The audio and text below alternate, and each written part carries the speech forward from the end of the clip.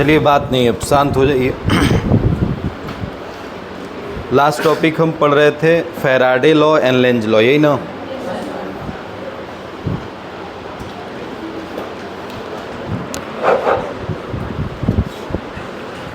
चलिए सुनिए, Faraday law Lenz law पढ़ा था। फैराडे के दो लॉ थे। एक लॉ में उन्होंने ईएमआई को इंट्रोड्यूस किया था, व्हाट इज़ द ईएमआई।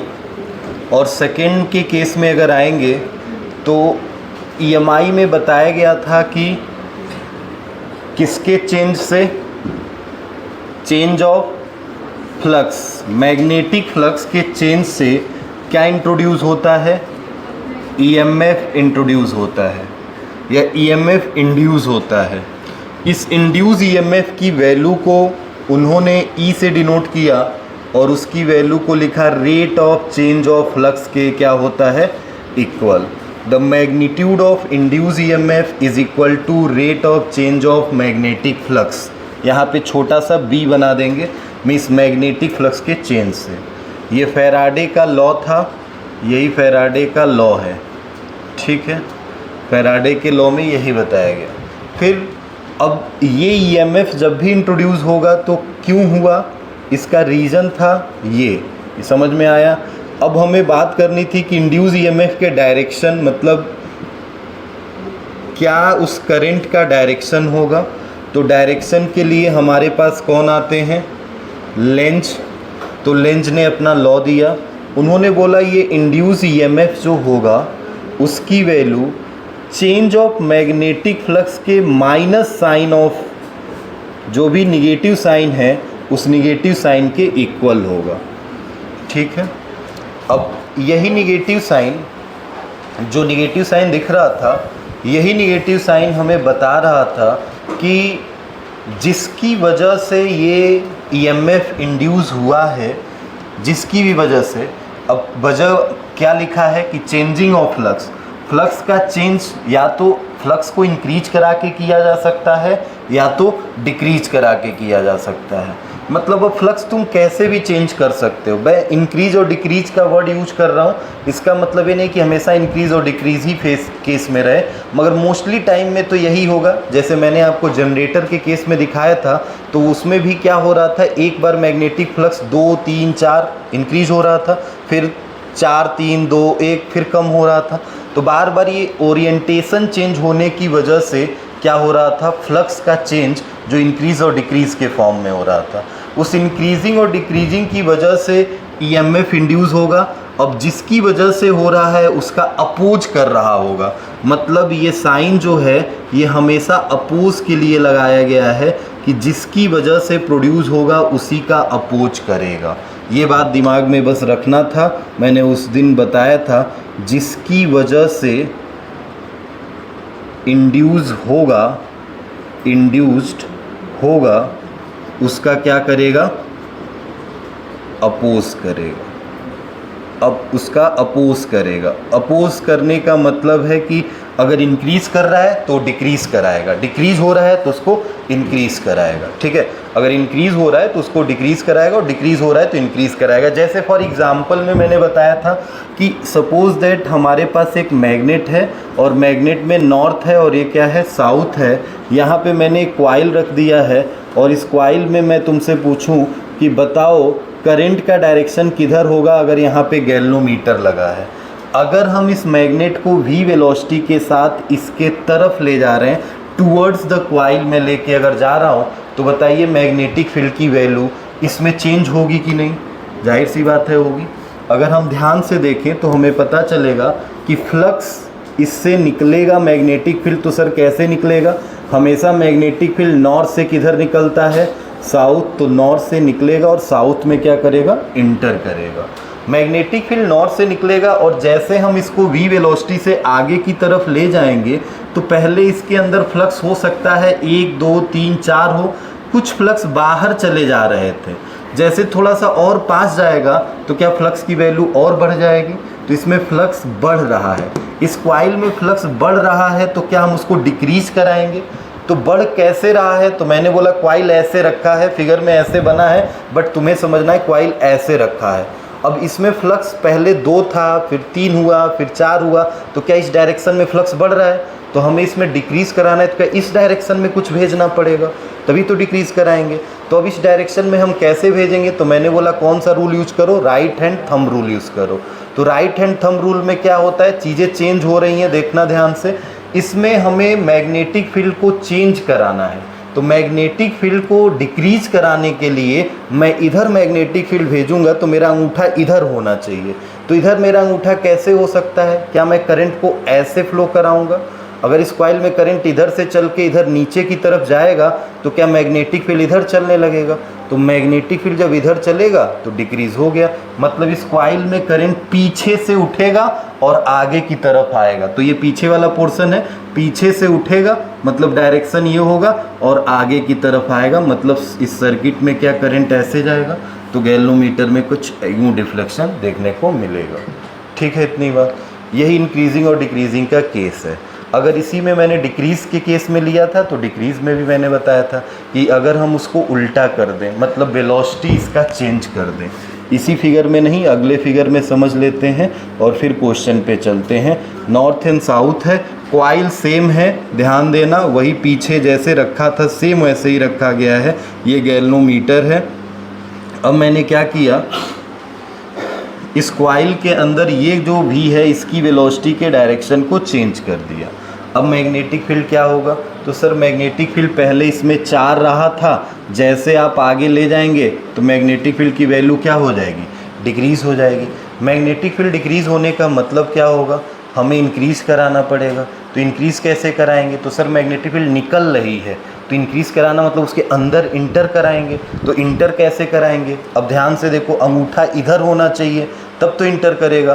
तो अंगूठे को इधर करने के लिए क्या हम इस तरफ से घुमाएंगे थंब को, इधर से, मतलब अब आगे से, आगे वाले कॉइल से करंट उठेगा और कहाँ तक जाएगा?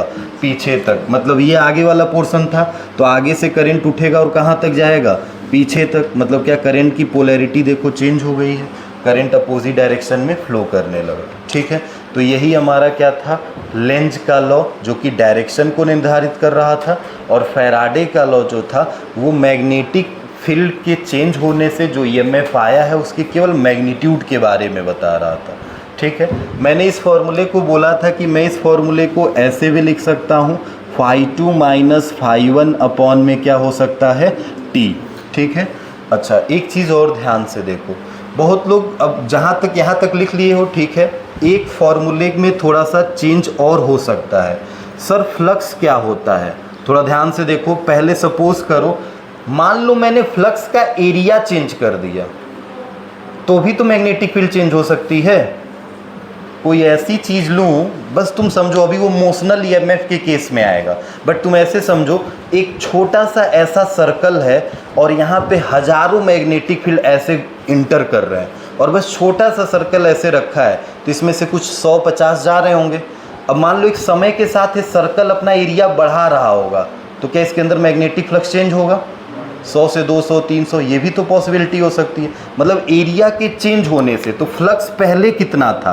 पहले 1 लिखते हैं, φ1 सर था, फाई क्या होता है? बी डॉट, अरे फ्लक्स है ना मैग्नेटिक फ्लक्स, तो बी डॉट ए। तो मैग्नेटिक फ्लक्स जो हम निकाल रहे हैं उसकी वैल्यू बी डॉट क्या रहेगा? ए। बी क्या है सर? इंटेंसिटी। तो इंटेंसिटी में इंक्रीज डिक्रीज कराया है हमने? नहीं। मैग्नेटिक फील्ड 5 टेस्ला का था तो बाद में भी कितने का रहा? 5। मगर क्या एरिया बढ़ रहा था ना, तो एरिया बढ़ रहा था तो चेंज क्या होगा? एरिया। तो क्या BA1 लिख सकते हैं? और क्या हम दूसरे बार जब एरिया बढ़ा होगा तो फ्लक्स चेंज होके क्या BA2 आया होगा? हुआ होगा। अब मैं तुमसे पूछूं इंड्यूस ईएमएफ कितना है, तो तुम फिर क्या यही फॉर्मूला रखोगे? क्या लिखोगे? φ2 माइनस φ1 अपॉन t। उस टाइम में कितना फ्लक्स का चेंज हुआ। तो सर φ2 की वैल्यू कितनी है? BA2, और φ1 की वैल्यू कितनी है? BA1 अपॉन में t। क्या कॉमन ले लिया जाएगा? B, तो B क्या आएगा अंदर? A2 minus A1 by T. क्या एक फॉर्मूला ये भी बन जाएगा इंड्यूस ईएमएफ का? और अगर डायरेक्शन लगाना है तो साइन क्या लगा देंगे आगे? माइनस। समझ गए इतनी बात? क्लियर है? तो आप फॉर्मूला कैसे भी बना सकते हो, अभी इसको आगे पढ़ेंगे, बट आप जहाँ तक लिखे हो वहीं पे कहीं छोटा सा ही ऐसे लिख लो कि इफ़ फ्लक्स पहले ये है, बाद में फ्लक्स ये होता है, initial and final, then change in EMF this, ये भी हो सकता है। ठीक है, तो ये पॉसिबिलिटीज़ हैं।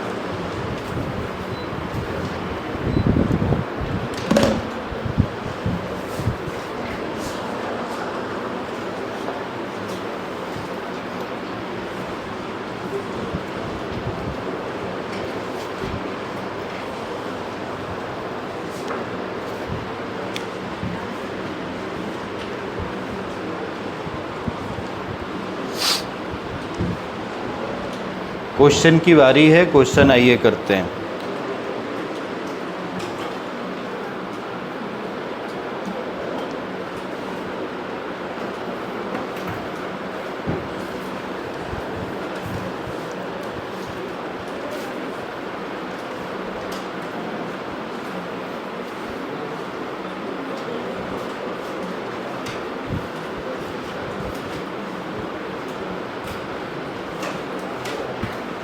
बोलें,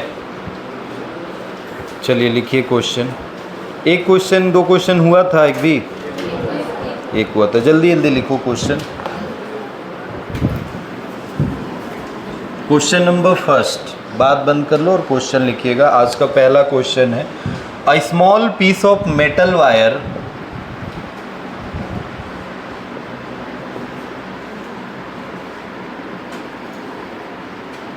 small piece of metal wire is dragged across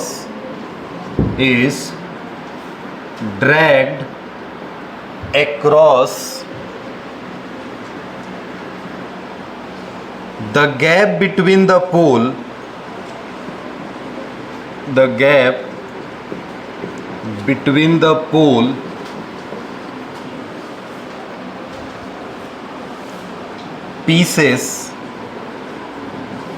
pole pieces of magnet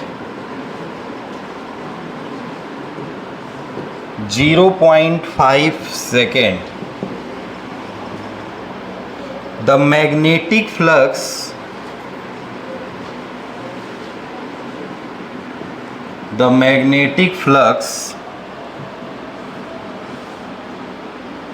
between the pole pieces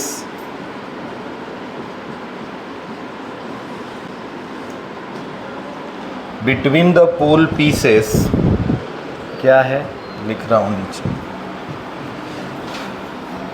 जब आपकी मैथ की क्लास ओवर हो ना, उसी के बाद से आप जब आप आते हो तो एसी इसमें का ऑन कर दिया करो, कम से कम क्लास ठंडा तो रहेगा कुछ देर।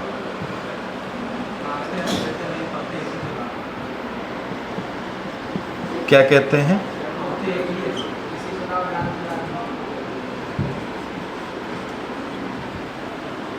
ठीक है, हम बोल देंगे, कल से लेके आना।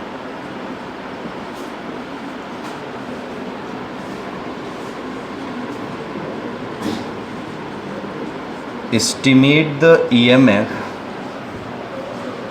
induced in the wire.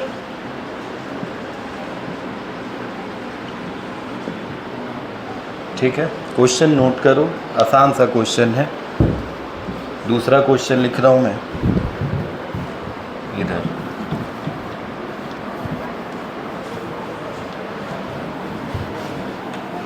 पहला क्वेश्चन ये है, दूसरा क्वेश्चन इधर लिख रहा हूँ, ध्यान से देखिएगा।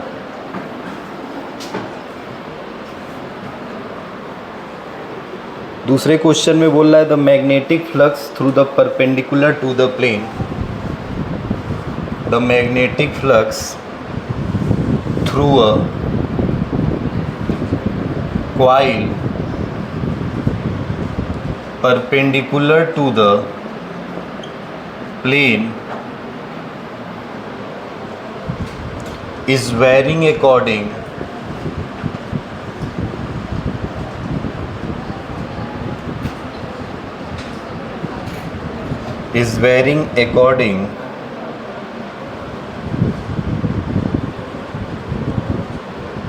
to the relation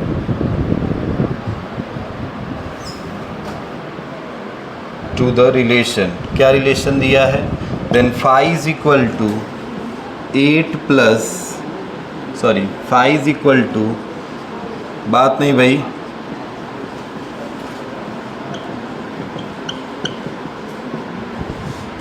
फ्लक्स इतना है, calculate the current through the coil, calculate the current through the coil, current चाहिए कॉइल में, calculate the current through the coil at a t is equal to 2 second if resistance is 5 ohm, resistance कितने ohm का है, 5 ओम। ये है question, note करिए, बताइए answer. पहले इन दो क्वेश्चन को करिए।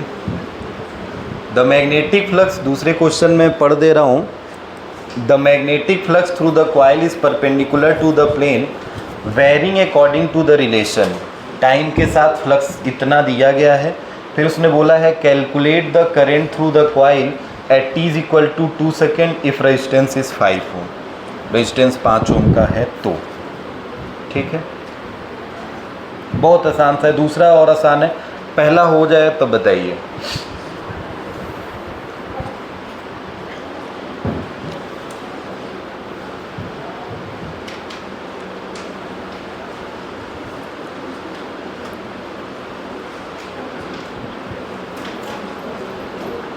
पहले का है आंसर, आया भाई।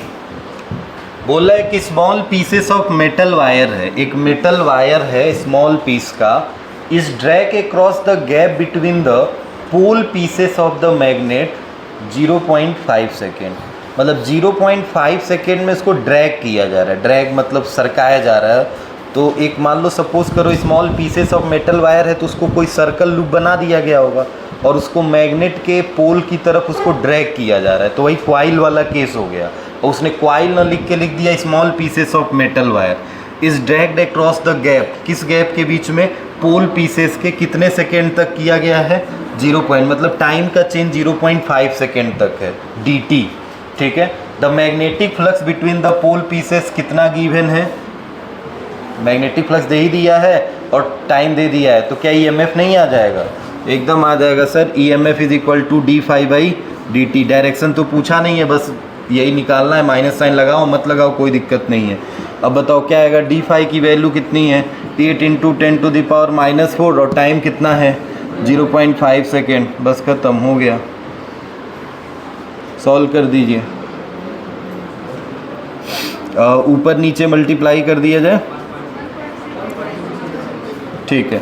तो ऊपर नीचे 10 से आप मल्टीप्लाई कर दीजिए, तो ऊपर नीचे 10 से मल्टीप्लाई करेंगे तो ये हो जाएगा सर 80 × 10⁻⁻⁴ और नीचे कितना हो जाएगा 5 से 18 कितनी टाइम में कट जाएगा, देन 16 × 10⁻⁻⁴, ठीक है। EMF है तो B से लिख देंगे बस, 1.6 स्टैंडर्ड फॉर्म में लिखेंगे तो पावर चेंज हो जाएगा। चलिए इसमें आइएगा, बताइएगा फ्लक्स कितना दिया है, ध्यान से देखो इस क्वेश्चन को। ये फ्लक्स कैसा फ्लक्स है, it is the function of the time. ये क्या टाइम का फंक्शन दिखाई दे रहा है क्या, जाहिर सी बात है टाइम के साथ चेंज हो रहा है फ्लक्स। अब इसमें इसने देखो क्या बहुत चालाकी से बात बोला है कि टाइम के साथ चेंज हो रहा है, तो हर एक सेकेंड में क्या अलग अलग फ्लक्स होगा। t की वैल्यू 1 रखोगे तो कुछ और वैल्यू आएगी, t की वैल्यू 2 रखोगे तो कुछ और आएगा, t की वैल्यू 3 रखोगे तो कुछ और आएगा। तो पहले रेट निकाल लो कि रेट क्या है चेंज होने का, वही रेट ही तो EMF कहलाएगा। Then EMF is equal to कितना होगा, d∅dt। देन यही फ्लक्स चेंज हो गया टाइम के साथ, तो क्या आ गया EMF। अब रेट निकालने के लिए बताओ d/dt को छोड़ दो, क्या फाई की वैल्यू पता है, हाँ सर पता है, रख देते हैं 5t³ + 4t² + 2t - 5। इसका मतलब सर क्या EMF निकालना है अगर, तो मुझे फ्लक्स को टाइम के रिस्पेक्ट में क्या डिफ्रेंशिएट करना है, तो बस डिफ्रेंशिएशन है सर। ये तो 3 आगे आ जाएगा, कितना हो जाएगा 15t², 2 आगे आ जाएगा सर, कितना हो जाएगा 8t, t से 1 आगे आएगा तो कितना आ जाएगा ओनली 2, t तो गायब हो जाएगा, 5 का कितना हो जाएगा, 0 0 होगा ना। अरे इसमें t है ही नहीं, तो टाइम के रिस्पेक्ट में डिफरेंशिएशन 0, मतलब EMF मिल गया क्या। अब EMF कितने सेकेंड पे बताना था, 2, तो इस EMF को हमें बताना है at a t is equal to 2 second. तो जहाँ जहाँ t दिख रहा है वहाँ वहाँ क्या पुट कर दें, 2 पुट कर दीजिए। तो 15 इंटू 4, अरे 2 पुट करेंगे तो 2 का स्क्वायर, प्लस 8 इंटू 2 प्लस 2, 60 16 2, तो कितना हो जाएगा 78। क्या बोल्ट में होगा, EMF है। अच्छा अब बताइए रजिस्टेंस कितना दिया है, क्या 5 ओम गिवन है, then E is equal to, या हम ऐसे लिखें V इज इक्वल टू क्या I इंटू R होता है। तो क्या हमें करंट बताना है क्या सर्किट में, then I is equal to E upon E कितना निकाला है आपने 78, और R कितना दिया है 5। क्या यहाँ से करंट मिल गया, डिवाइड कर लेना 78 अपॉन 5 एम्पियर।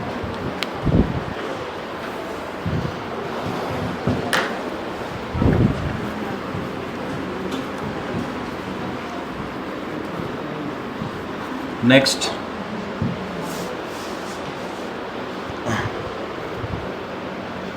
करिए, NCERT का एक क्वेश्चन है, थोड़ा क्वेश्चन बड़ा होगा बट लिखिएगा। A square loop of side, square loop of side 10 centimetre and a resistance of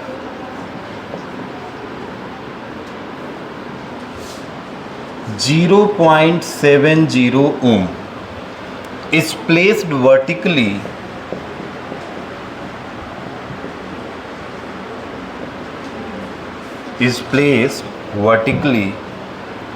in a east west plane.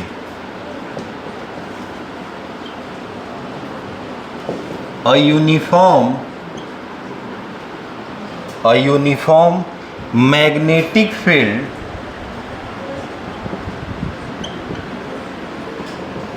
.10 Tesla is set up, बात बंद करके क्वेश्चन नोट करते रहो, पढ़ के समझो भी। Set up across the plane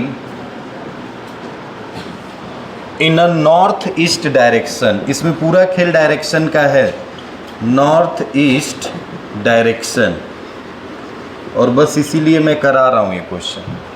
the magnetic field is decrease to, magnetic field decrease to 0 in a 0.70 second at a steady rate से हुआ है, तो लिख देता हूँ वो भी, एट अ स्टडी रेट मतलब कांस्टेंट रेट से हुआ है, एट अ स्टडी रेट। ठीक है भाई, क्या चेंज करना है, magnitude of induce EMF calculate, उसमें EMF कितना इंड्यूस हुआ और करंट कितना इंड्यूस हुआ, ये वैल्यू निकालनी। Calculate the induce EMF and current. थोड़ा पीछे से कोई एक बोतल पानी लेके आओ भाई, क्या गर्मी हो गया है कि।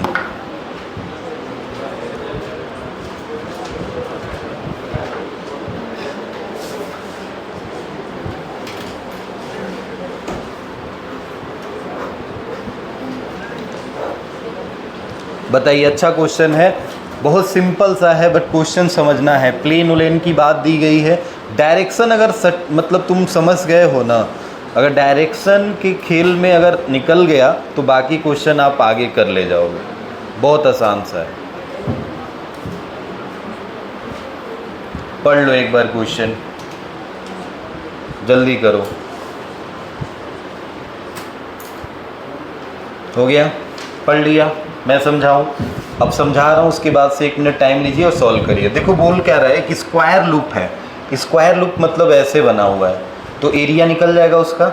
हाँ सर, क्योंकि उसकी एक साइड कितने की है 10, तो क्या 10 × 10, ठीक है। मीटर में लेना है तो चेंज कर लो उसको, 100 से डिवाइड कर लो, ठीक है, एरिया निकाल लोगे। ठीक है सर, रेजिस्टेंस दिया है उसका, ठीक है, कहीं लिख के छोड़ देंगे, ज़रूरत पड़ेगा क्योंकि करंट निकालना है।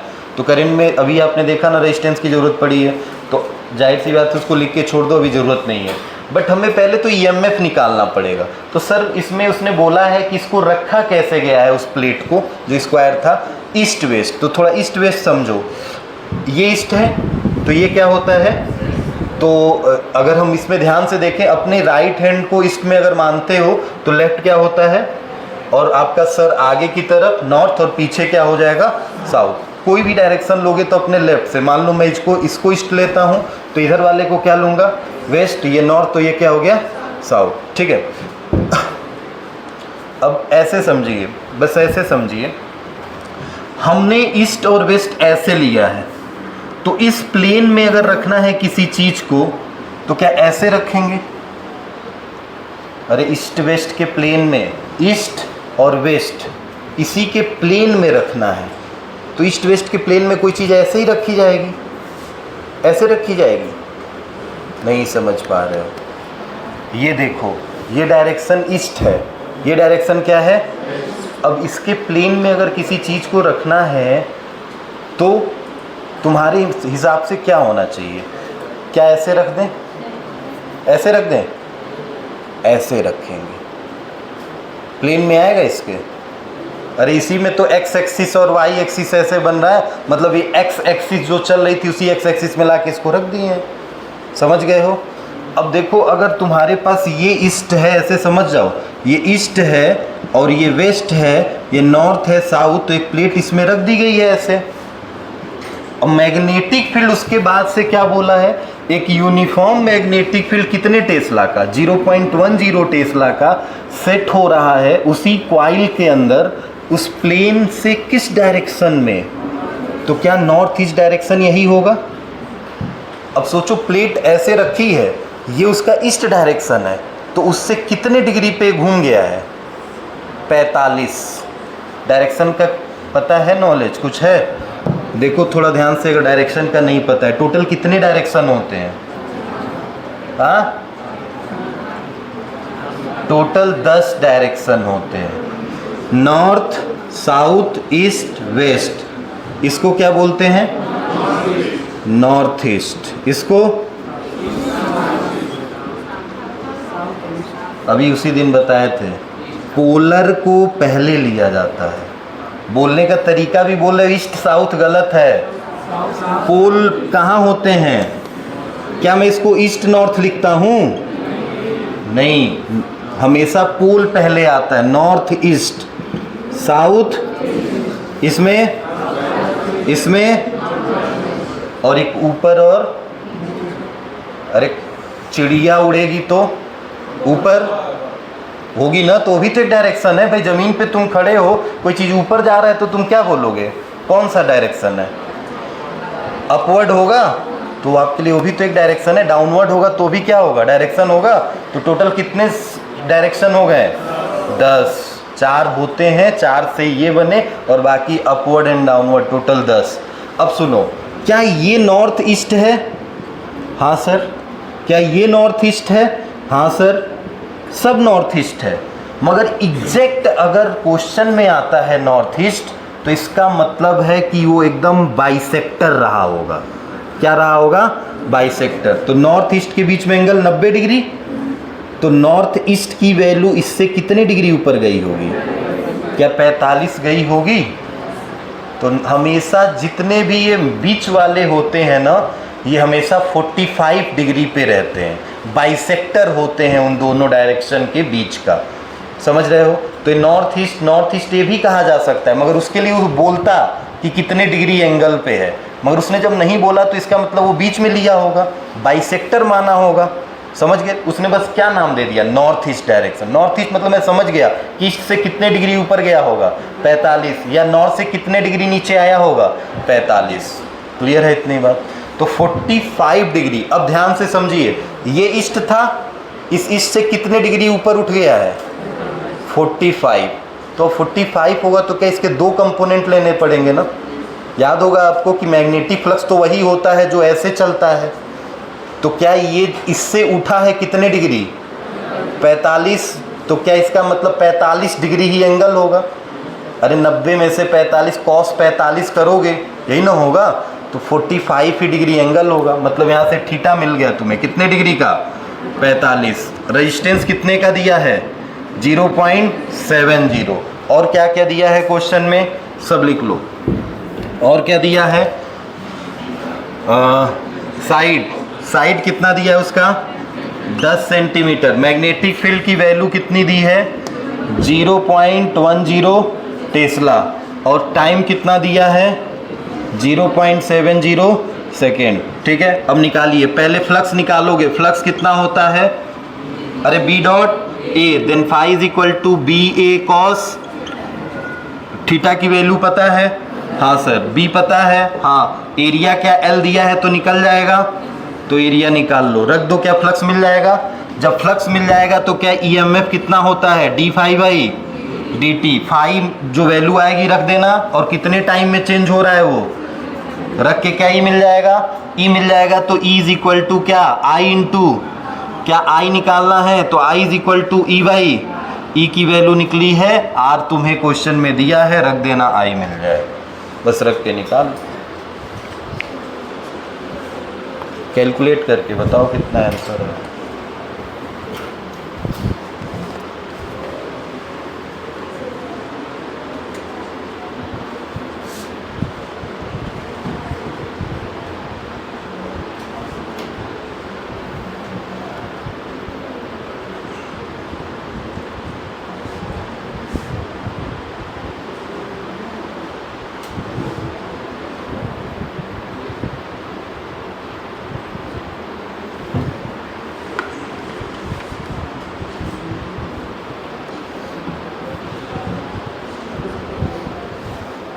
हो गया। कैलकुलेशन थोड़ा फास्ट रखो।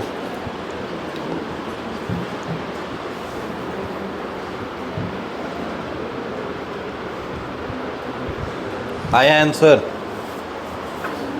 पहले तो फ्लक्स आया किसी का? फ्लक्स आएगा तभी करंट आएगा।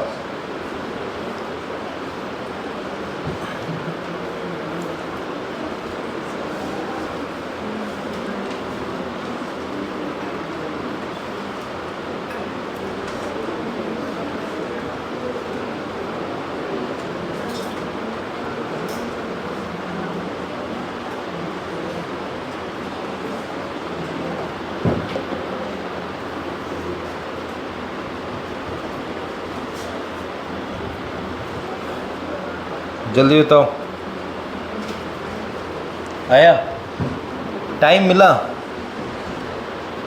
मतलब क्या कहते हैं, ईएमएफ मिला? अभी ईएमएफ निकालने से पहले तो फ्लक्स लाए होगे तब ना ईएमएफ मिलेगा।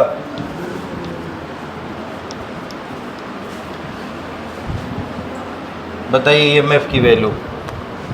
पहले फ्लक्स निकाला हमने, फ्लक्स की वैल्यू है सर बी डॉट ए, मतलब बी ए कॉस 45, यही होगा। बी की वैल्यू कितनी है? 0.10। सर एरिया 100 से डिवाइड करेंगे तो क्या ये 0.1 होगा? ये भी, अरे ये भी 0.1 है, वो भी कितना होगा? 0.1 लेंथ इंटू ब्रेथ। नहीं समझ रहे हो?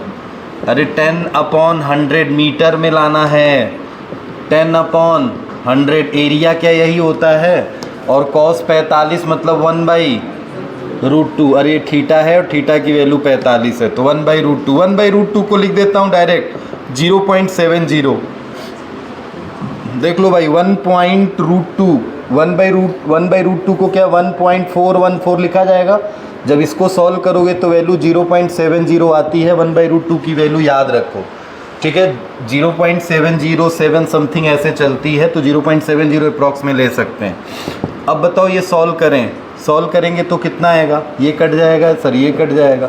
1/10 0.1, 1/10 0.1, और ये 0.1 ऑलरेडी है तो मल्टीप्लाई हो जाएगा। तो 0.1 इंटू 0.1 इंटू 0.1 हो गया, हुआ इंटू 0.70। तो क्या मैं इसको 0.70 को छोड़ दूँ और इसको क्या मैं 0.1 को 10⁻³ लिख सकता हूँ? अरे एक का 10 का पावर नीचे, एक का भी, इसका भी, तो 10 का पावर कितना हो गया? -3। तो ये फ्लक्स मिल गया। ठीक है सर, फ्लक्स मिल गया। अब क्या करेंगे हम फ्लक्स से? ईएमएफ निकालेंगे। सर ईएमएफ की वैल्यू कितनी होती है? Flux upon time. फ्लक्स में कितना चेंज हुआ है? 0.70 10⁻³ टाइम कितना सर दिया गया है?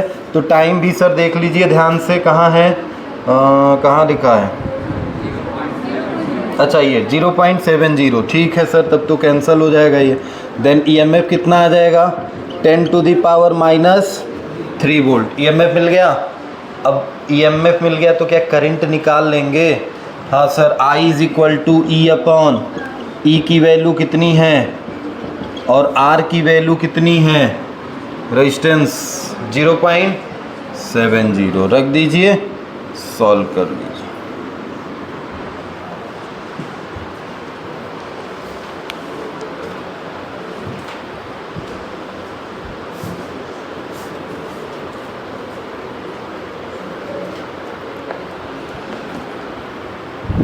कोई दिक्कत नहीं होना चाहिए।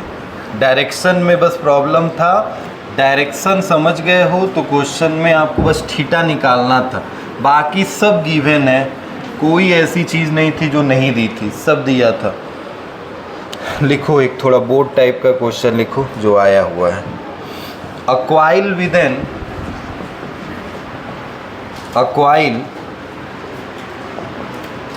N average diameter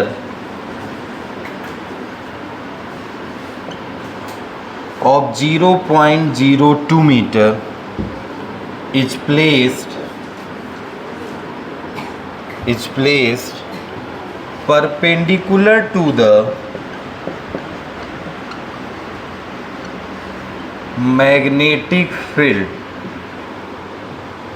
of 6000 Tesla. If induced EMF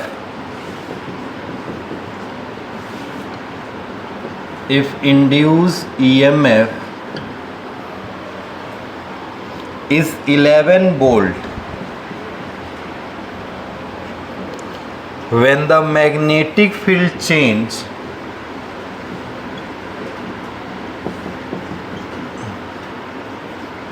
(1000 Tesla in a 4 second। बहुत आसान सा क्वेश्चन है, आंसर चाहिए मुझे। What is the number of turn in a coil? एक कॉन्सेप्ट भी क्लियर होगा। What is the number of turn in a coil?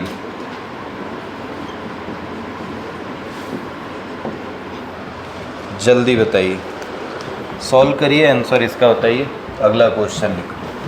ये नोट हो गया ना भाई? हाँ तब कर ही लोगे तो इधर।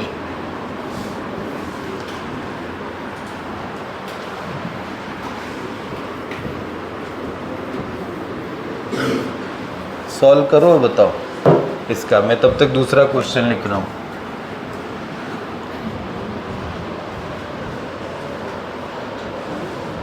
अब क्वेश्चन इतना ज़्यादा कराने का मतलब इसमें देखो क्या है, क्योंकि आपको पूरा कॉन्सेप्ट क्लियर होना चाहिए। चलो नंबर ऑफ टर्न पे तो एक क्वेश्चन हो गया। एक क्वेश्चन तुम एंगल पे करो, क्योंकि एंगल प्रॉब्लम कर रहा है ना। एंगल पे करो। A coil of cross sectional area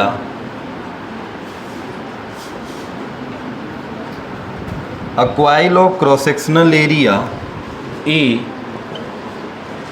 lies in a uniform magnetic field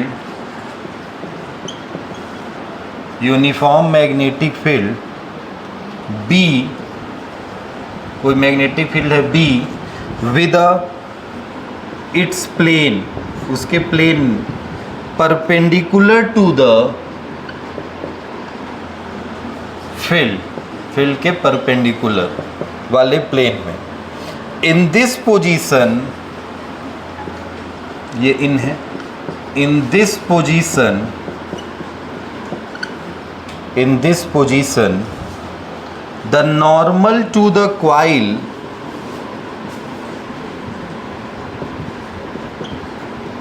in this position, the normal to the coil make an angle of 0 degree. अब यही लास्ट है क्वेश्चन, इसके बाद कॉन्सेप्ट पे चलेंगे अगले. Make an angle of 0 degree with the field,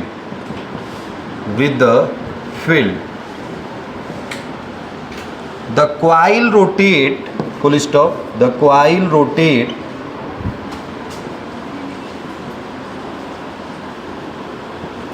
uniform rate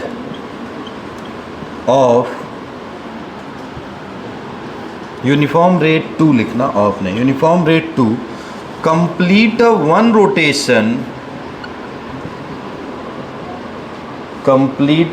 rotation in a T time, या in a time capital T. Find induced EMF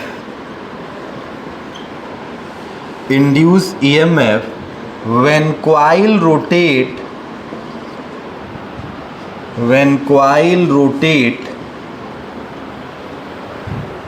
find the induced EMF when coil rotate. First कब, from 0 to मतलब 0 degree to 90 degree. Second from 90 to 180. Third 180 to 270 और third 270 to 360. अच्छा question है, direction पूरा clear हो जाएगा.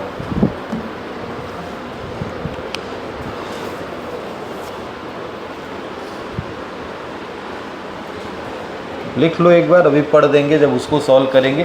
पहले ये वाला पहला वाला सॉल्व करिए, आप पहले लिख लीजिए क्वेश्चन, उसके बाद आइए जल्दी बताइए.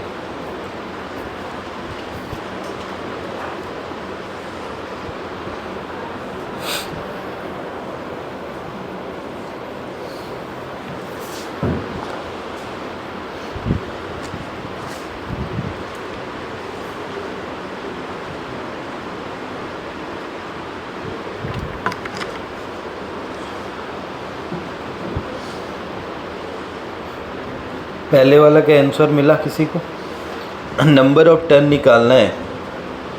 अब तुम सोच रहे हो कि सर नंबर ऑफ टर्न हम कैसे निकालें इसमें, क्योंकि क्वेश्चन में n की वैल्यू पूछ रखा है. और चीज़ें थोड़ा ध्यान से देखो क्या हो रहा है.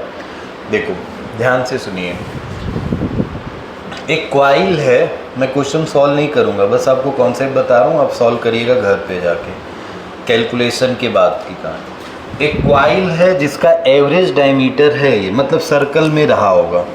जी सर, डायमीटर है तो सर्कल में रहा होगा, तो रेडियस निकाल लेंगे. अरे डायमीटर पूरा कितना दिया है, 0.02 मीटर दिया है, तो क्या रेडियस कितना होगा, अपॉन में 2 होगा. काट देंगे तो 0.01 हो जाएगा, रेडियस मिल गया. अब बोल रहा है कि perpendicular to the magnetic field है, मतलब मैग्नेटिक फील्ड के परपेंडिकुलर, मतलब एंगल 0 डिग्री का लेना है, मतलब cos 0 1 आएगा. मतलब फ्लक्स में जो एंगल आता है ना, फ्लक्स का फॉर्मूला क्या होगा, DA cos थीटा. तो थीटा को कितना लेना है, cos 90 नहीं, cos 90 परपेंडिकुलर देख के नहीं ले लेना है, cos 90 तो 0 हो जाएगा. ध्यान से सुनिए, बोला है place to the perpendicular to the magnetic field, मतलब ये मैग्नेटिक फील्ड चल रहा है तो उसके परपेंडिकुलर क्या ऐसे ही तो रखा जाएगा. इसका मतलब इसका एरिया वेक्टर भी इधर चल रहा होगा और मैग्नेटिक फील्ड भी इधर चल रहा हो, तो थीटा 0 होगा ना. तो थीटा कितने डिग्री होगा, 0. मतलब फ्लक्स की वैल्यू ओनली कितनी आएगी, BA आएगी. अच्छा सर B की वैल्यू कितनी दी है. अब यहीं से ध्यान से सुनो, क्या ये फ्लक्स एक क्वाइल है, नहीं सर, उतने ही एरिया का उसी पे कितने टर्न किए गए हैं, n टर्न किए गए हैं. कितने टर्न किए गए हैं, n टर्न किए गए हैं. तो क्या सारे टर्न में से फ्लक्स चेंज होगा, अरे एक ही में से थोड़े पास करेगा. कितने टर्न है इसमें, n टर्न है, तो क्या सारे टर्न में से वो फ्लक्स पास करेगा, मतलब ये जो चेंज हो फ्लक्स निकाल रहे हो, क्या एक टर्न में निकालोगे? नहीं, कितने टर्न में निकालोगे? सारे टर्न में। तो क्या हम फ्लक्स की वैल्यू को NBA लिख सकते हैं? अरे एक टर्न होता तो केवल BA, 2 टर्न होता तो 2BA, 3 है तो 3BA, 4BA, 5BA, इसमें कितना है? NBA। समझ रहे हो इतनी बात? अच्छा, इतना हो गया। अब सुनिए, फ्लक्स में मैग्नेटिक फील्ड कितना चेंज हो रहा है? मतलब ये फाई है, अगर मैं चेंज ऑफ फ्लक्स की बात करूं तो क्या मैं N चेंज क्या हो रहा है? एरिया चेंज होगा उसका? नहीं। देखो ध्यान से क्या बोल रहा है कि 4 सेकेंड में 6000 से 1000 हो जा रहा है। इसका मतलब क्या मैग्नेटिक फील्ड चेंज हो रहा है? तो क्या नंबर ऑफ टर्न और एरिया कांस्टेंट रहेगा? तो चेंज क्या होगा सर? B2 माइनस इनटू में A। मिल गया इतना? d5 मिल गया है, ये है d5 की वैल्यू अपॉन dt। तो क्या ये हो जाएगा? क्या EMF नहीं हो जाएगा? क्या d5 अपॉन dt, मतलब इसमें किससे डिवाइड करना पड़ेगा? t से। क्या n तुम्हें पता है? नहीं, यही तो निकालना है सर। EMF दिया है? अच्छा दिया है, 11 वोल्ट दिया है। n नहीं पता है, टाइम पता है 4 सेकेंड। B2 फाइनल 1000 और इनिशियल, ठीक है। एरिया, क्या रेडियस पता है तो एरिया निकल जाएगा, पाई r स्क्वायर। समझ गया ना इतनी बात? मतलब देखो, अभी मैंने आपको एक फॉर्मूला बताया था जिसमें A2 माइनस A1 एरिया बढ़ घट रहा था। क्या इसमें मैग्नेटिक फील्ड चेंज हो रहा है? तो एरिया फिक्स हो गया, क्या चेंज हो रहा है? मैग्नेटिक फील्ड की इंटेंसिटी। तो क्या B2 माइनस B1 हो गया? तो ये भी आपके लिए एक फॉर्मूला है, नोट कर लीजिए। अब सारी वैल्यू उठा के रख दीजिएगा, आंसर यहाँ से मिल जाएगा। रख लीजिए, हम उस पर चलते हैं, उस क्वेश्चन पे। क्वेश्चन रख के घर पे सॉल्व करना, मैं आंसर लिख दे रहा हूँ और बस लिख के छोड़ मत देना। इसका आंसर आ रहा है सर्किट में क्या पूछा है? केवल नंबर ऑफ टर्न ना, नंबर ऑफ टर्न पूछा। 28 टर्न आ रहा है, अप्रॉक्स में 28 टर्न आएगा। रख के सॉल्व करिए, ठीक है। अगले क्वेश्चन पे आते हैं।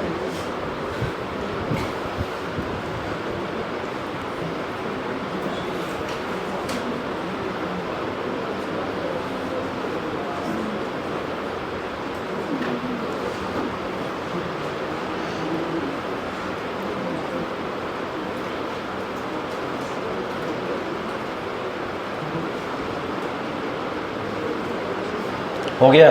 नोट कर लिया?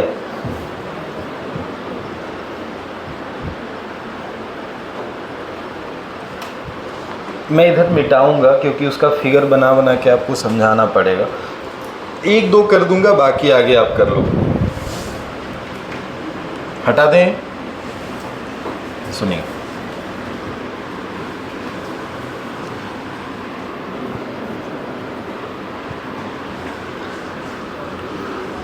देखिए, नोट नहीं हुआ था? हाँ, तब क्या चिक चिक कर रहे हो? सुनो, बोला है क्वाइल है जिसका क्रॉस सेक्शनल एरिया A है। ध्यान से सुनना, क्वाइल है जिसका क्रॉस सेक्शनल एरिया कितना है? A है। अब ये सर्कुलर है, क्या है ये हमें नहीं पता। क्रॉस सेक्शनल है तो जाहिर सी बात है सर्कुलर ही होगा। मगर अब हम ये ले रहे हैं, रजिस्टर को हमने मान लिया ये इसका क्रॉस सेक्शनल एरिया है। Lie in a uniform magnetic field B। अब कैसे लाई कर रहा है ये भी ध्यान से सुनो। विथ इट्स प्लेन, मतलब इसका प्लेन मैग्नेटिक फील्ड के कैसा है? परपेंडिकुलर। क्या मतलब मैग्नेटिक फील्ड इधर चल रहा होगा तो क्या ये ऐसे लाई करेगा? तभी तो परपेंडिकुलर होगा। फिर उसको उसने और समझाया, देखो इस बात को। फिर बोला इन दिस पोजीशन, मतलब इस पोजीशन में नॉर्मल टू द क्वाइल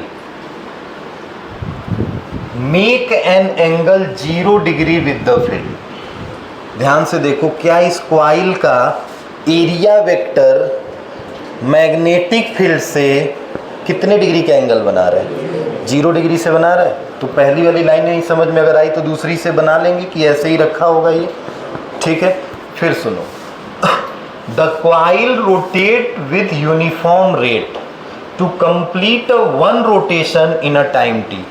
अब ये ऐसे रखा है, अब ये कैसे रोटेट कर रहा है ये भी ध्यान से समझिए, ध्यान से समझिए। ये रोटेट कर रहा है, अभी ऐसे है तो 0 डिग्री पे है, ऐसे घूमेगा तो 0 से ऐसे, ऐसे, ऐसे। अभी देखो ये तुम्हारी तरफ आ गया, ये था तुम्हारी तरफ, ये तो मैं ऐसे रखा था ना, पहले मैं ऐसे रखा था, मेरी तरफ है तो मेरी तरफ ही ये वाला पोर्शन आना चाहिए, तब क्या एक रोटेशन कंप्लीट होगा। मतलब एक बार में क्या है, 90 डिग्री घुमा, 90 डिग्री घुमा, फिर 90 डिग्री घुमा, फिर 90 डिग्री घुमा, क्या वन रोटेशन कंप्लीट हुआ। इस वन रोटेशन कंप्लीशन में उसे टी टाइम लगा है, कितना टाइम लगा है, टी। अब इतने में उसने बोला कि find the induced EMF in a coil, जब उसका रोटेशन 0 से कितने डिग्री पे हो रहा है, तो पहले तो 0 पे रखा ही था, तो 0 से कितने पे हो रहा है, 90। तो 0 पे निकाल लेंगे और 90 पे निकाल लेंगे, 0 पे निकाल लेंगे और कितने पे निकाल लेंगे, 90। तो क्या ईएमएफ निकालेंगे तो ईएमएफ क्या होगा, चेंज इन फ्लक्स। तो एक बार फ्लक्स कितने डिग्री वाला, 90 minus 0, final minus initial, upon जितना टाइम लगा होगा। तो ये टाइम मत लेना, ये टाइम तो पूरा एक रिवॉल्यूशन कंप्लीट करने का है, हमें तो बस 0 से कितने के बीच का टाइम निकालना पड़ेगा, 90 के बीच का। तो वही टाइम ही मेन खेल है इसमें। आइए यहाँ ग्राफ से समझते हैं, साइन का ग्राफ बना लेते हैं। क्यों, क्योंकि सर वो भी ऐसे ही चलेगा, एक बार 0 से हम बना लेते हैं ग्राफ, अभी आगे आपको समझ में आएगा कि ग्राफ मैंने क्यों सेलेक्ट किया। ध्यान से देखिए, एक रिवॉल्यूशन कंप्लीट हो गया, यहाँ पे 0, यहाँ पे एंगल क्या लिया जाता है, 90, यहाँ पे एंगल, यहाँ पे और यहाँ पे, ठीक। थोड़ा ध्यान से देखो, यहाँ से यहाँ जाने में कितना समय लिया गया है, टी टाइम, टी टाइम लिया गया है। तो सर यहाँ से यहाँ जाने में क्या t/4 टाइम लिया गया होगा, ये आधा हुआ होगा,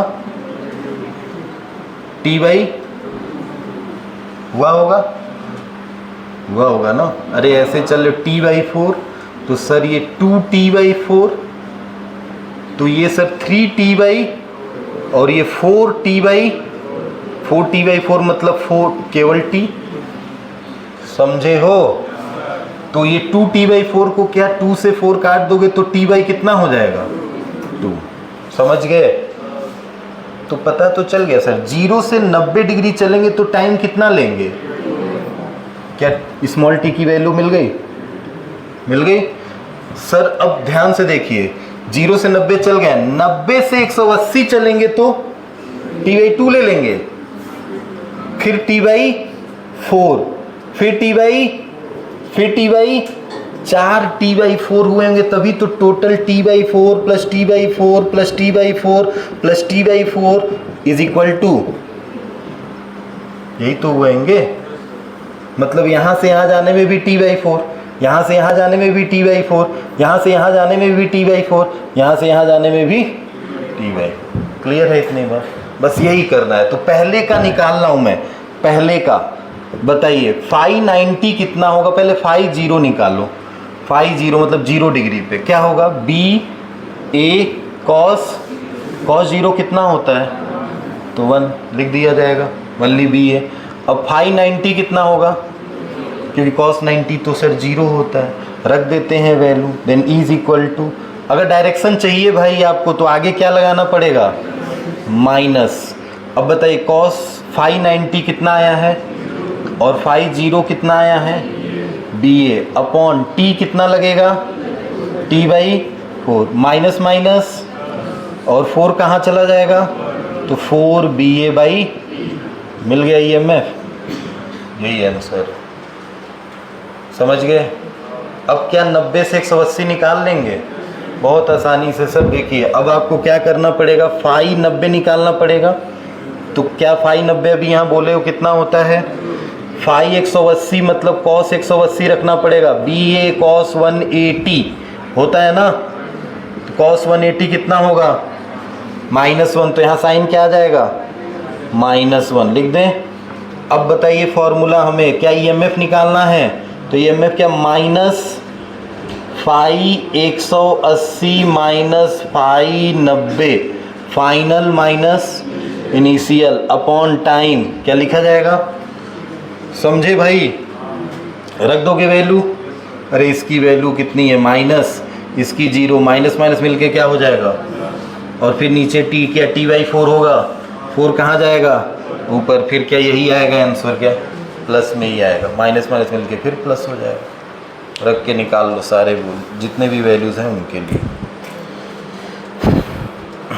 सबका आंसर सेम आएगा, कहीं पे माइनस और कहीं पे क्या आएगा प्लस। तो पहला प्लस आया है, दूसरा भी क्या आएगा प्लस, तीसरा माइनस हो सकता है।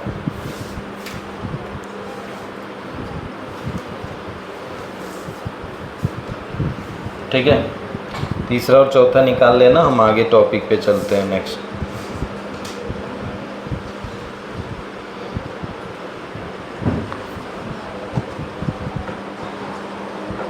नोट कर लीजिए और फिर हेडिंग डालिएगा motional EMF bye Faraday law. इसका आंसर कितना मिला पहले वाले का 4BA/T, दूसरे का सेम 4BA/, तीसरे का -4BA/, और इसका भी -4BA/T। दोनों का नेगेटिव होगा और इसका पॉजिटिव होगा, देख लेना, चेक कर लेना। मैं पूछ दूं टोटल ईएमएफ, तो क्या सबको जोड़ोगे 0 आ जाएगा, आएगा ना, सब कट जाएगा। अरे जोड़ोगे तो क्या टोटल ईएमएफ मिलेगा, तो टोटल ईएमएफ 2 + 2 माइनस कट नहीं जाएंगे, देन कट जाएंगे, तो नेट ईएमएफ कितना हो जाएगा 0। एक रिवॉल्यूशन कंप्लीट करने पे टोटल 0, फिर 0 पे थे कहाँ चले आए 0। ऐसे ही ग्राफ से देख लो, 0 पे थे और घूम फिर के फिर कहाँ आ गए 0। एक रिवॉल्यूशन कंप्लीट मतलब ईएमएफ ऐसे ही 0 हो गया।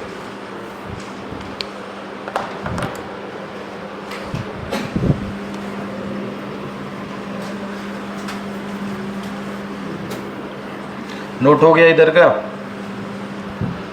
नोट कर लो जल्दी, और क्वेश्चन नहीं अब हेडिंग डालिएगा।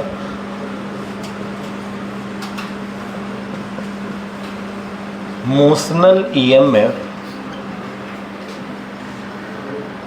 Bye Faraday law. हम इसको 2 लॉ से पढ़ेंगे, एक लॉरेंज फोर्स के हिसाब से या एनर्जी कंसिडरेशन के हिसाब से, और एक फैराडे लॉ के हिसाब से। Motional EMF bye Faraday law या यूजिंग फैराडे लॉ। ठीक है, सुनिए, ये मिटा रहा हूँ सब।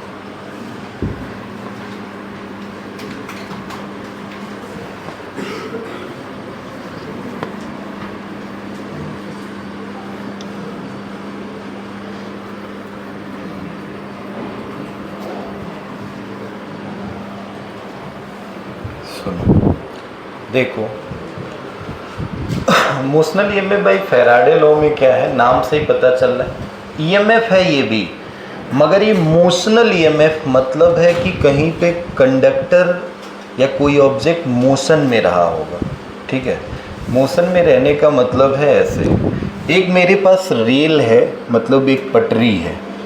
ठीक है, मैंने ऐसे एक रेल बना दिया,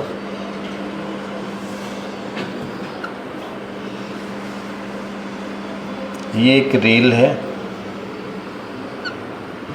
एकदम यूनिफॉर्म, ये रेल है। ठीक है, इस रेल पे मैंने एक कंडक्टर रखा, यूं, बात बंद कर लो और ध्यान से सुनो। एक यूनिफॉर्म कंडक्टर,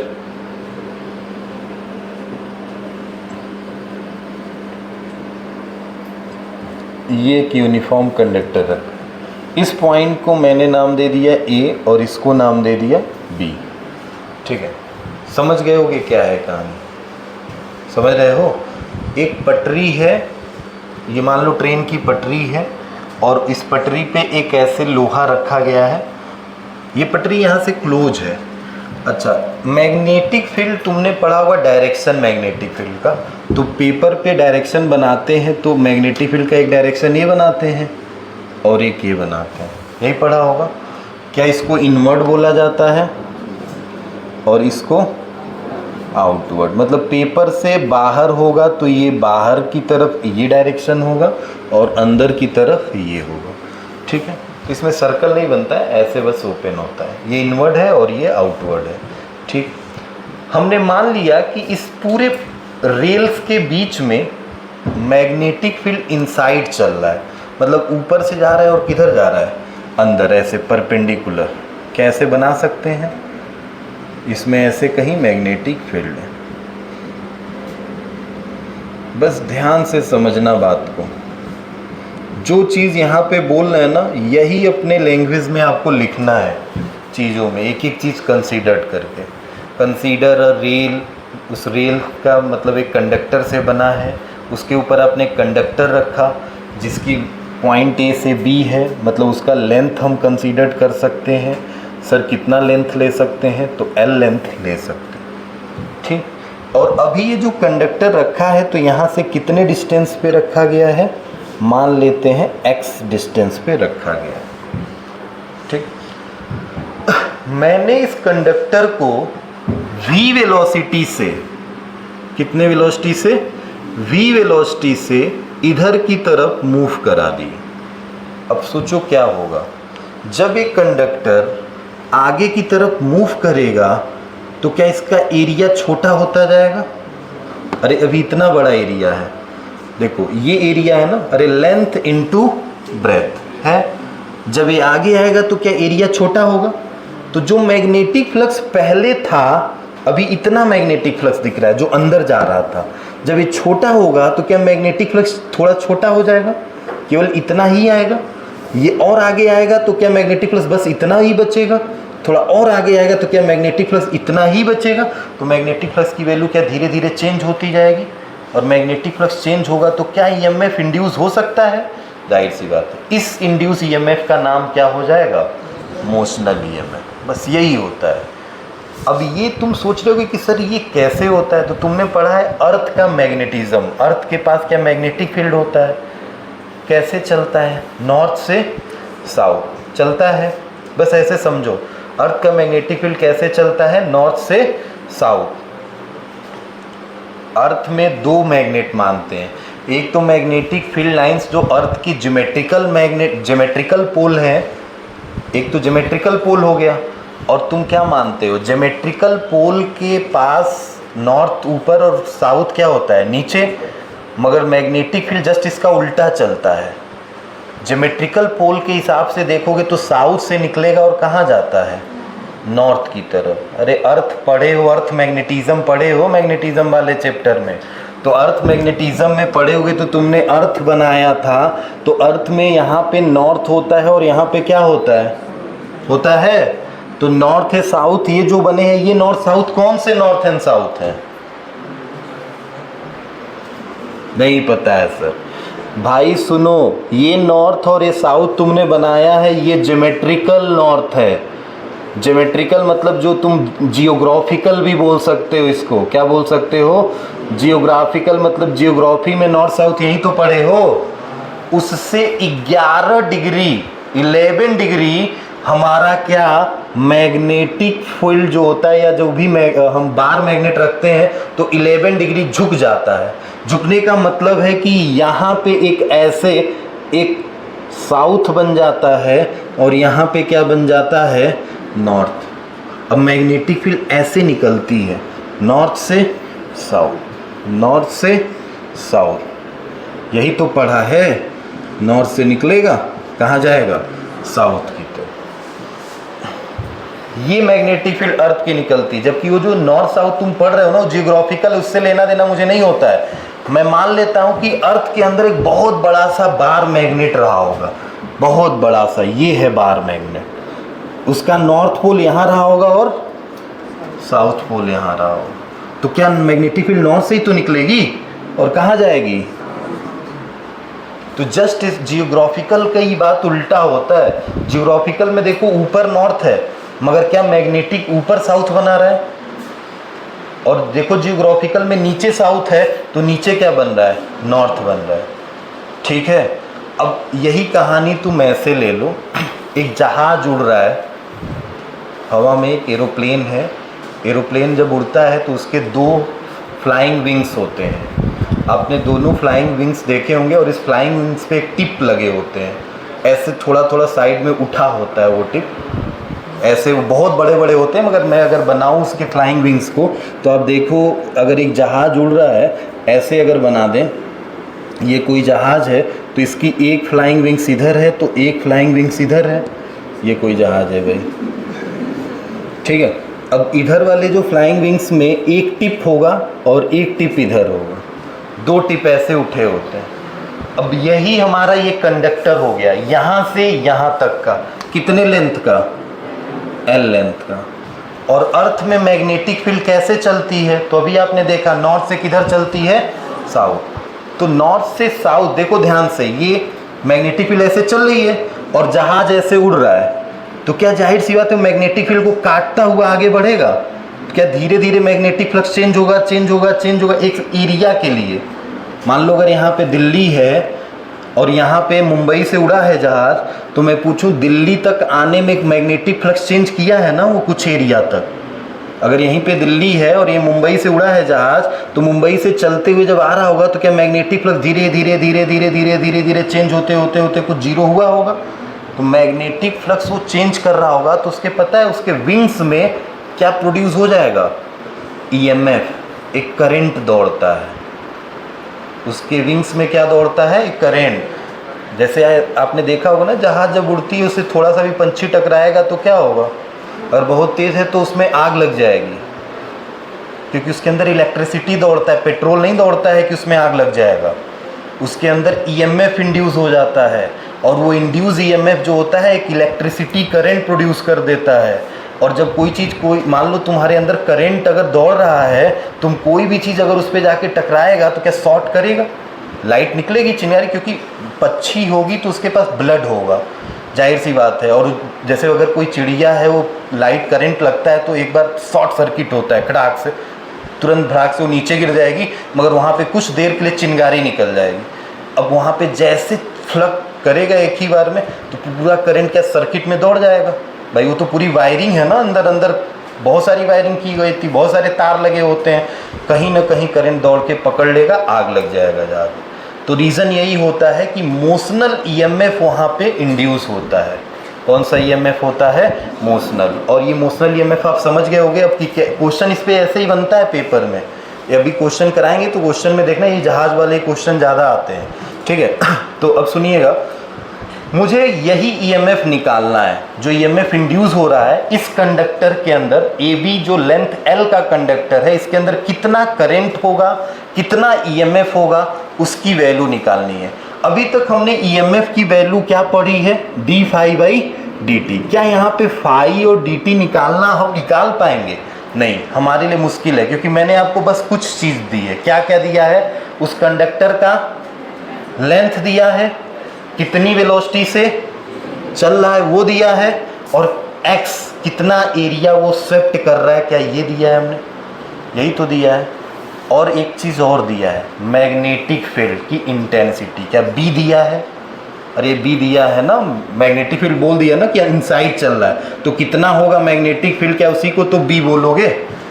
तो यहाँ B मत लो, तब A B ना लो, क्योंकि ये मैग्नेटिक फील्ड है, तो इसको P और क्या ले लो? Q ले लो। ठीक है, ये मैग्नेटिक फील्ड B है। अब बताओ हम कैसे निकालेंगे? तो देखिए सर ध्यान से, ये जब आगे चलेगा कंडक्टर ना तो मैग्नेटिक फील्ड चेंज होगा। सर चेंज होगा तो मैग्नेटिक फ्लक्स का फॉर्मूला कितना होता है? अरे B डॉट A, तो सर BA cos थीटा होता है क्या? सर थीटा क्या ले लेंगे? थीटा क्या ले लेंगे? सर थीटा किसके किसके बीच का एंगल है? अरे एरिया और एरिया मतलब ये देखो, इसका एरिया या तो बाहर होगा या तो यही तो होगा। तो मैग्नेटिक फील्ड अंदर चल रही है तो इसका एरिया भी क्या अंदर ले लें, मतलब थीटा कितने डिग्री का? तो BA cos 0 कितना होता है? 1। तो ओनली फ्लक्स कितना आएगा? बी ए आएगा क्या सर? एरिया क्या है? अरे भाई मेरे एरिया है length into L into x. क्या मिल गया? फ्लक्स। यही तो फ्लक्स है। अब बताइए फ्लक्स चेंज कितना हो रहा है समय के हिसाब से? क्या वही ईएमएफ होगा क्या? डी फाइव आई। देन फ्लक्स कितना आया है? ध्यान से देखो फ्लक्स कितना आया है?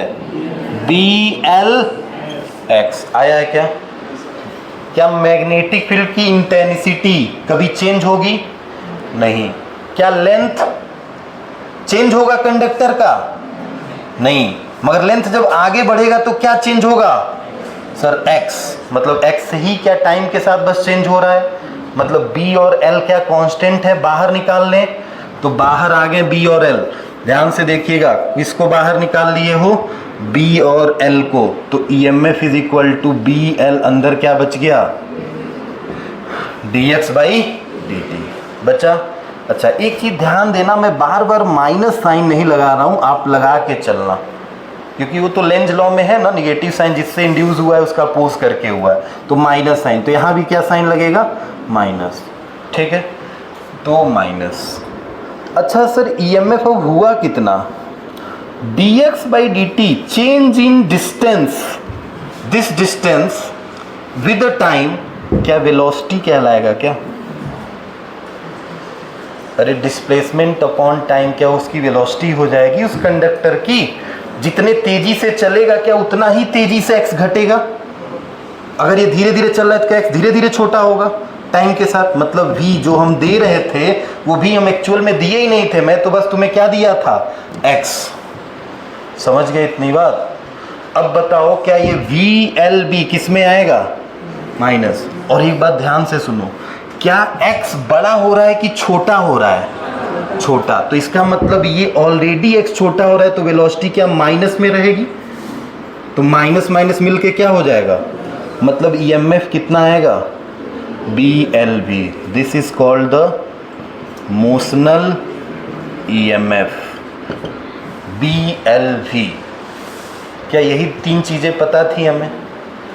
मैग्नेटिक फील्ड, लेंथ और वेलोसिटी। वेलोसिटी अगर नहीं भी पता है तो x पता है और टाइम पता है तो क्या v निकल जाएगा? ये वाला फॉर्मूला लगा देंगे, dx बाई dt कर देंगे। समझ गए इतनी बात? अब सुनो थोड़ा, बस एक सेकंड रुक जाओ। इतनी चीज़ें जब तुम समझ गए हो कि हम किसी कंडक्टर के अंदर ये चेंज कर रहे हैं, तो अब बात आएगी कि सर आप तो ये मैं बता दिए हो, समझ गए। मेरे से मान लो इस कंडक्टर का रेजिस्टेंस दे दिया, भाई ये लोहे का बना है या कॉपर का बना है तो उसका रेजिस्टेंस होगा। तो मैं बोलूँ इसमें करंट कितना दौड़ रहा है, तो करंट निकालने के लिए क्या करंट का डायरेक्शन भी बताना पड़ेगा? करंट तो सर निकाल लेंगे। रेजिस्टेंस मान लीजिए दे दिया, अगर इसका resistance, if resistance of the conductor, resistance of conductor is R, then E is equal to क्या I इंटू R होगा। Then I is equal to E by R। E की वैल्यू कितनी है? BLV अपॉन में कितना? R रख दिया जाएगा, क्या करंट मिल जाएगा। बट एक बात सोचो थोड़ा ध्यान से, मैंने आपसे बोला क्या कि उस करंट का डायरेक्शन क्या होगा? मुद्दा तो ये फंस जाएगा ना, अरे P से Q होगा या Q से P, करंट या तो ऊपर जाएगा या तो नीचे आएगा, तो डायरेक्शन तो बताना पड़ेगा सर। समझ गए? या ईएमएफ का भी तो डायरेक्शन बताओगे। ईएमएफ में एक प्लस रहा होगा तो दूसरा क्या रहा होगा? माइनस, तभी तो करंट फ्लो करेगा। एक टर्मिनल प्लस बन गया होगा तो दूसरा क्या बना होगा? तभी तो करंट फ्लो करेगा। तो सर इस इंड्यूस ईएमएफ या करंट का डायरेक्शन हम कैसे बताएंगे? तो डायरेक्शन बताने के लिए भाई साहब हमें चलना पड़ेगा फ्लेमिंग के रूल्स पे। तो हेडिंग पहले ये सब डाल लो, लिखो थोड़ा, ये हेडिंग डाल लो मोशनल ईएमएफ। इसमें कुछ मैं लिखवा नहीं रहा हूँ, बस मोशनल ईएमएफ का मैं वो लिख दे रहा हूँ, लिखो थोड़ा जल्दी करो। The EMF induce, motional EMF heading डाल के लिखो, उसका फिगर बना के लिख लेना। The EMF induced across the end of conductor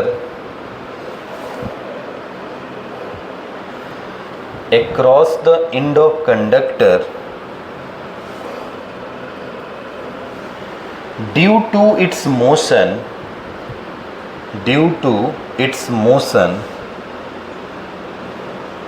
in a magnetic field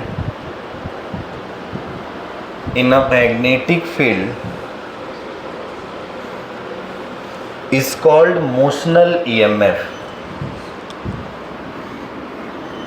is called, क्या कहेंगे उसको, मोशनल EMF। अब एक सेकेंड रुक जाओ, फिगर बना के लिखना, समझ लो। ये डायरेक्शन ऑफ इंड्यूस करेंट किससे बताएंगे? डिफाइन बाय यूजिंग किसका? Fleming right hand rule. Fleming है भाई, ये फ्लेमिंग राइट हैंड रूल। इसमें कंफ्यूज मत होना, राइट हैंड लेफ्ट हैंड इसमें अभी बहुत यूज होगा, तो अभी ये राइट हैंड रूल है। और फ्लेमिंग का राइट हैंड रूल तुमने पढ़ा है। ये राइट हैंड है मेरा, राइट हैंड में 3 फिंगर लेने हैं, 4 फिंगर्स, मिडिल फिंगर्स और ये हमारा थंब, ठीक है, 3 फिंगर लेने हैं। और 3 फिंगर में हम ऐसे बनाते हैं, ध्यान से देखिए, फिंगर नहीं बना रहे हम, बस ऐसे लिख दे रहे हैं। हमारा होगा थंब, ठीक है, दूसरा 4 फिंगर और मिडिल फिंगर, ये 3 फिंगर है। थंब में 4 फिंगर में मैग्नेटिक फील्ड आई, मिडिल फिंगर करंट का डायरेक्शन बताए, एफ बी आई। यही तो पढ़ा होगा,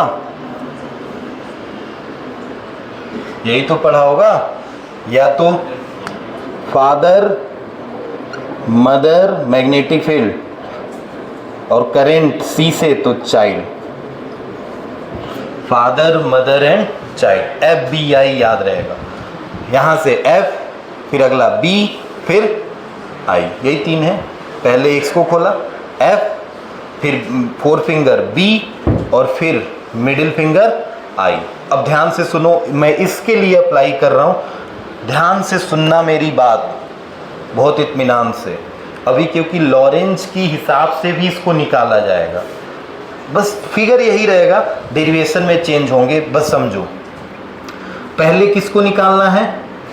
एफ, ये है एफ का मतलब सर यहाँ दिया नहीं है भाई, जिधर वेलोसिटी होगी क्या फोर्स उधर ही लग रहा होगा? अरे ये इधर चल रहा है, इसका मतलब क्या, इस बंदे ने कोई फोर्स इधर लगाया होगा, तो फोर्स ये हो गया। फिर बी, सर अंगूठा इधर खोल दिया हूं मैं, अब बी, क्या बी अंदर जा रहा है? हो गया। तो करंट किधर चलेगा? नीचे, मतलब करंट नीचे की तरफ आ रहा है। इस कंडक्टर में करंट किधर आ रहा है? डाउनवर्ड आ रहा है। तो यहाँ पे क्या रहा होगा? और यहाँ पे समझ गए हो करंट किधर आ रहा है? डाउनवर्ड। क्लियर? FBI में यही होगा। अब इसमें थोड़ा सा ध्यान से समझना, एक सेकंड, इसके बाद से हाँ ठीक है, अभी आगे की बात वो बाद में बताएंगे। इलेक्ट्रॉन का डायरेक्शन किधर होगा? इलेक्ट्रॉन जस्ट करंट के, समझ रहे हो ना, इलेक्ट्रॉन हमेशा करंट के किस में चलेगा? अपोजिट। मतलब इलेक्ट्रॉन माइनस से किधर जाएगा? मतलब सारे इलेक्ट्रॉन जाके कहाँ लगेंगे? इसकी तरफ जाएंगे, पॉजिटिव की तरफ जाएंगे। तो इलेक्ट्रॉन वो हमेशा करंट के अपोजिट चलेगा। तो करंट निकालने के लिए क्या है फॉर्मूला, समझ गए हो? अब अगर जैसे मान लो हम ऐसे बना देते हैं, बस ऐसे समझना, कोई बताएगा? हाँ, फ्लेमिंग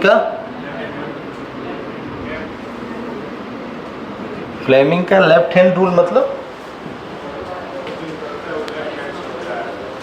वो अभी पढ़ेंगे। अभी तो हम आपको राइट हैंड, हमने आपको क्या बोला, हम आपसे बोले ना अभी जनरेटर जब हम पढ़ेंगे तो जनरेटर में वो निकालेंगे, वो तो पढ़े होंगे अगर उस पीछे वाले चैप्टर में। तो पीछे वाले चैप्टर में वो हमारा कौन सा रूल था, लेफ्ट हैंड रूल पढ़े थे, उसमें फोर्स लेके चल रहे थे। ठीक है, इसमें हम क्या निकाल रहे हैं, हम इसमें निकाल रहे हैं क्या, किस चीज़ की बात की है, करंट, इंड्यूस ईएमएफ, करंट निकालना है। उसमें तुम्हें क्या फोर्स निकालना होगा।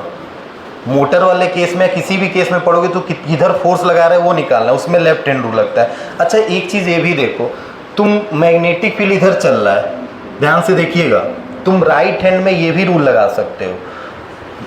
ये दिख रहा है नेल्स को मैग्नेटिक फील्ड की तरफ कर दो, ठीक है, हो गया।